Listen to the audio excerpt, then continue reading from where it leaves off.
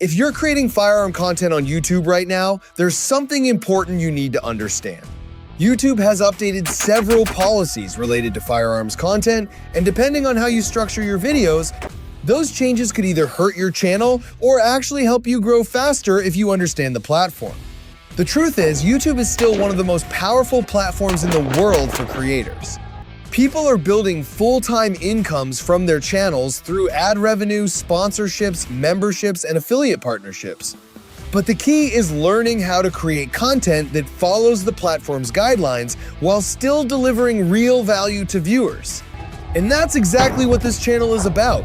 Here on Gun Switch's Tactical Firearms, we're not just talking about firearms, we're also breaking down how creators in this space can build strong channels, produce high-quality content, and use YouTube the right way to grow an audience and create real opportunities. If you're interested in firearms training, tactical gear, range content, and understanding how to navigate platforms like YouTube while staying within the rules, you're in the right place. So before we jump into today's video, make sure you subscribe to the channel, hit the like button, and turn on notifications by ringing the bell. That way, every time we release a new video, you'll be one of the first people to see it. Because the goal here is simple. We're building a community focused on knowledge, responsible firearm content, and helping creators move smarter in this space. So let's break down what these new YouTube firearm policies actually mean and how you can continue creating content the right way. One of the most important updates affects videos that appear to teach viewers how to defeat firearm safety systems or remove safety-related components. Under the updated guidelines, YouTube may take action on content that shows, step-by-step, how to bypass built-in safeguards designed to prevent an unintended discharge. This matters because many popular firearms have safety features that work differently depending on the platform. For example, with striker-fired pistols like a Glock, Canic like the Meaty MC9, Sig Sauer like the P365, or Smith & Wesson like the M&P series, the safety is often a combination of internal mechanisms plus correct handling procedures. With 1911 style pistols like a Kimber, you're dealing with more obvious external safeties that viewers can see, which can tempt creators into doing demonstrations that cross the line if the video starts teaching how to defeat those safeguards rather than simply explaining safe operation. For rifle content, the stakes can be even higher. If you're featuring a Daniel Defense style AR platform, your safest approach on YouTube is to focus on correct, responsible handling and function checks in a controlled range environment without filming any modifications that disable or circumvent safety features. So what should creators do on camera? First, treat every firearm shown Glock, Canic, Sig, Kimber, Smith & Wesson, or any AR platform as if it's loaded. Before you speak about features, visibly clear the firearm on camera in a safe direction, remove the magazine, and show the open action and empty chamber. If you can, use a chamber flag and keep the action open whenever you're not actively demonstrating normal operation. This makes the safety message obvious to viewers and to automated review. Second, keep demonstrations focused on safe, normal use. It's fine to explain what the manufacturer's safety features are and what they are intended to do in general terms. It's also fine to demonstrate standard safe handling at the range, controlled muzzle direction, trigger discipline, and keeping the firearm holstered or benched when not firing. What you should avoid is any segment that looks like a tutorial for defeating a safety mechanism, removing a safety component, or making it work in a way it wasn't designed to. Third, be careful with language and framing. Even if your intention is education, a video can be interpreted as unsafe if it's presented like a how-to for bypassing safeguards. A safer framing is, here is how this firearm is designed to be operated safely according to the manual, rather than, here's how to get around this feature. When discussing anything technical, refer viewers back to the manufacturer's manual and emphasize professional instruction and safe range practices. Bottom line, you can still make high-quality content featuring firearms like Canic, Glock, Daniel Defense, Kimber, Sig, and Smith & Wesson. But the safest move is to keep your videos centered on responsible handling, legal use, range safety, and standard operation, and avoid filming anything that could be interpreted as instructions to defeat or disable safety systems. Now, here's the part many people misunderstand when they hear about YouTube policy changes. Firearm content itself is not banned on YouTube. In fact, a huge amount of firearm-related content is still completely allowed on the platform, as long as it's presented responsibly and doesn't cross into areas that violate the guidelines. There are entire channels built around firearms that are thriving because they focus on education, training, and safe demonstrations rather than controversial or risky topics. For example, creators can still produce content covering firearm reviews and discussions.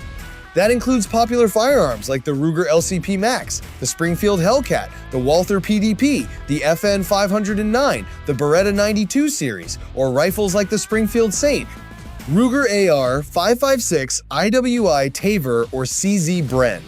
Content reviewing these firearms, talking about ergonomics, build quality, range performance, optics compatibility, or general shooting impressions fits comfortably within YouTube's guidelines when presented responsibly.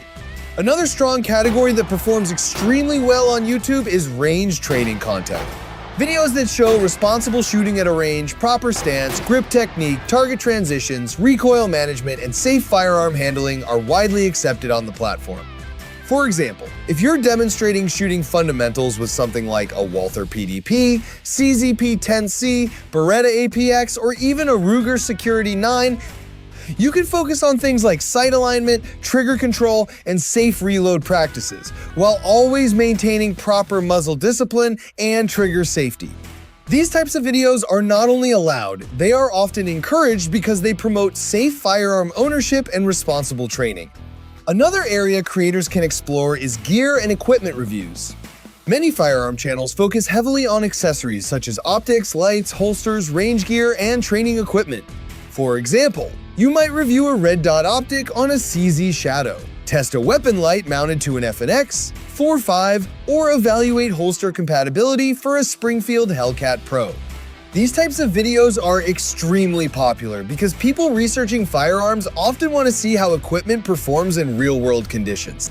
You can also create content around range experiences, competitions, or training days. Videos showing range trips, practice sessions, or skill development with firearms like a staccato pistol, a Ruger precision rifle, or a CZ Scorpion can perform very well on YouTube when filmed professionally and responsibly.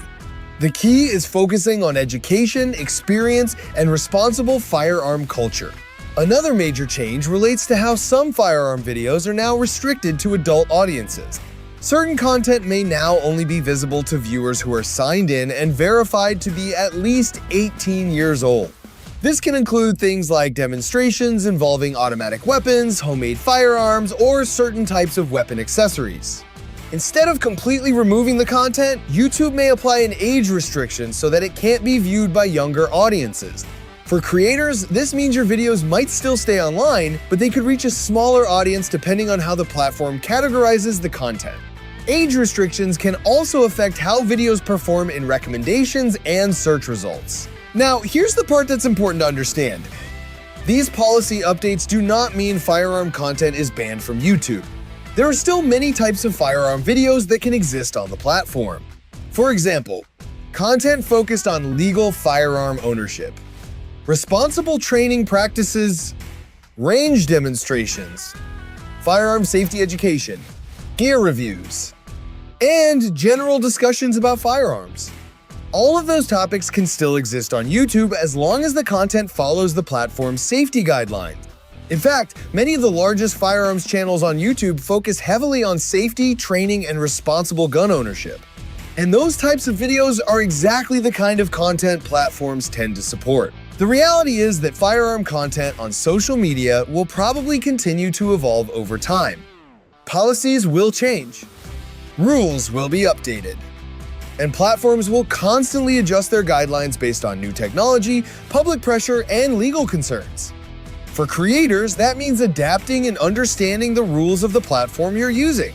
Because if you want to continue sharing content about firearms online, it's important to stay within the boundaries that platforms set. That doesn't mean you can't talk about firearms. It simply means presenting the content in a way that focuses on responsibility, safety, and education. And honestly, those are things that benefit the firearms community anyway. The firearms community has always emphasized safety and proper training. Responsible gun ownership requires knowledge, discipline, and respect for the tools we're handling. And when creators share content that highlights those values, it helps show a more accurate picture of what firearm ownership actually represents. Training, skill, responsibility, and preparation. That's the kind of content that helps the community grow in a positive direction. So while YouTube's policies may continue to change, firearm content isn't going away. Creators simply need to understand the guidelines and adapt to the environment they're working in. If anything, this is an opportunity to focus on content that educates, trains, and informs viewers in a responsible way. And that's exactly what we're building here. Now, go out there with your firearms ready to train smart and stay ready.